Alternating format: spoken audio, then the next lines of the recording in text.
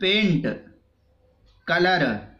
جو عموماً گھروں وغیرہ میں یا مختلف چیزوں میں جو ہے رنگ کا استعمال ہوتا ہے، پینٹ کا استعمال ہوتا ہے، تو یہ پینٹ اگر بدن کے کسی حصے پر لگ جائے تو کیا اس سے وضو اور غسل ہوگا یا نہیں؟ اس کا شرعی حکم کیا ہے؟ چنانچہ جاننا چاہیے کہ فقہاء کرام کی عبارت کو دیکھنے سے یہ بات معلوم ہوتی ہے کہ لکھتے ہیں پینٹ جو بدن میں پانی پہنچنے سے مانع ہوتا ہے عموماً، اس لیے کہ دیوار وغیرہ پر جب پینٹ لگایا جاتا ہے اس پر پانی ڈالو تو وہ پانی پھسل کر کے نیچے گر جاتا ہے۔ اس سے یہ معلوم ہوتا ہے کہ پینٹ جو ہے تہدار ہے اور پھر اس قدر دبیز ہے کہ یہ پینٹ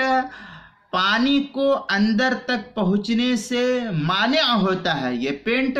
جاذب نہیں ہوتا، لہذا اس صورت میں جاذب نہ ہونے کی صورت میں یہ پانی کو ہاتھ تک پہنچنے سے روک دیتا ہے۔ اس لیے اگر کسی شخص کے بدن پر یہ پینٹ لگا ہوا ہے تو لگے ہوئے ہونے کی صورت میں وہ شخص وضو اور غسل کرتا ہے تو اس شخص کا نہ ہی وضو ہوگا اور نہ ہی غسل ہوگا۔ اس لیے اس سے خاص طور پر پرہیز کرنا چاہیے، اور مسلمان جو اس کا کام کرتے ہیں، کاروبار کرتے ہیں، کارپینٹر کا کام کرتے ہیں، نماز کا وقت ہو جائے تو خوب اچھی طریقے سے اعضائے وضو کو صاف ستھرا کرے، اس کے بعد پھر وضو کرے، ورنہ لگے ہوئے ہونے کی صورت میں، پینٹ کے بدن پر لگے ہوئے ہونے کی صورت میں آپ کا وضو بھی نہیں ہوگا اور غسل بھی نہیں ہوگا۔ اس لیے صاف اس کے اندر جو ہے کر لینا چاہیے بدن کو،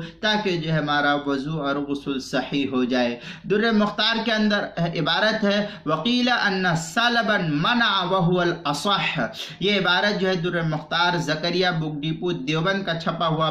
پہلی جلد کا،